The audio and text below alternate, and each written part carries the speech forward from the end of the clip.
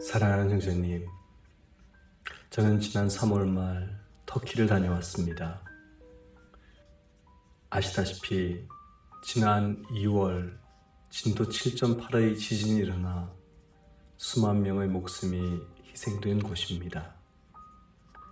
지진이 일어난 지 2달이 지난 지금 피해를 당한 사람들이 어떻게 살고 있을까 염려하는 마음으로 그곳을 방문했습니다.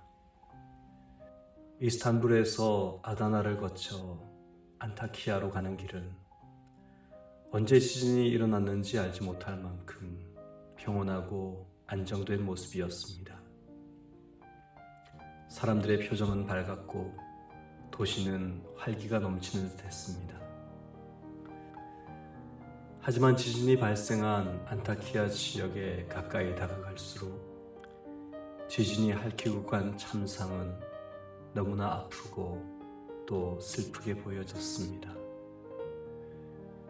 그곳에는 아직도 샌드위치처럼 쌓인 수많은 건물들이 있었고 그 아래에는 수습되지 않은 수많은 사람들의 시신과 소중한 삶의 흔적들이 고스란히 묻혀 있었습니다. 무엇보다 가슴이 아팠던 것은 아직도 무너진 건물 더미를 맨손으로 파헤치고 있는 사람들의 모습이었습니다.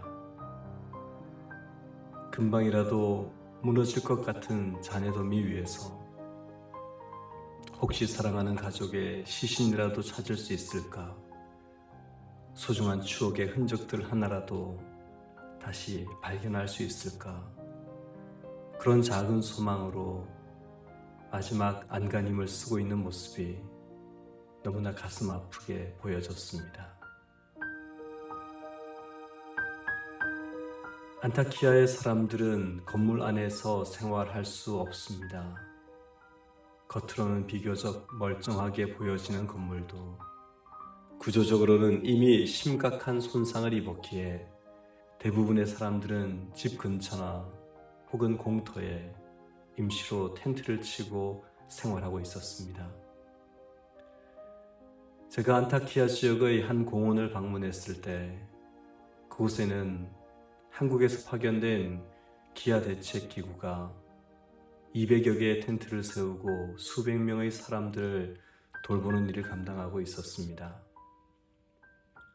그렇게 세워진 텐트존 안에서 지진 피해자들을 위하여 여러 후원자들이 보낸 음식과 생활용품들이 공급되고 있었고 무엇보다 다행인 것은 아이들을 위한 학교도 세워지고 간이병원과 심각한 트라우마를 치료하기 위한 상담소도 운영되고 있었다는 것입니다.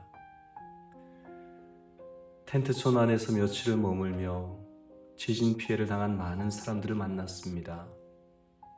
티 없이 밝게 웃고 뛰어다니던 아이들의 웃음이 왜 그리 가슴 아프게 느껴졌는지 저는 그곳에서 한국전쟁에 참전했던 한 가족도 만났습니다. 이 여성분의 아버지는 70여 년 전 한국을 위해 헌신했던 것을 아주 자랑스러워하였던 분이라고 합니다. İzmir'e götürecekler ama diyor ölür, olabilir ölür ülkenler.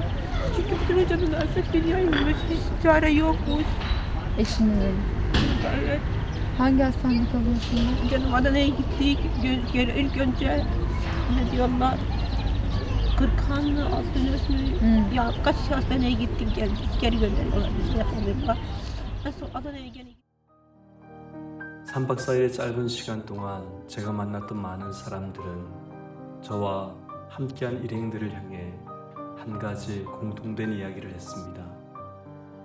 그것은 바로 자신들을 잊지 말아 달라는 것이었습니다. 사랑하는 형제님, 고통당하는 사람들을 잊지 말아주세요. 기도할 때마다 이들을 위해 기도해 주시길 부탁드립니다. 지금도 모든 것을 잃어버린 채 미래가 보이지 않는 이들을 위해 그들의 마음이 절망하지 않고 다시 일어날 수 있도록 두 손 모아 함께 기도해 주시기를 간곡히 부탁드립니다.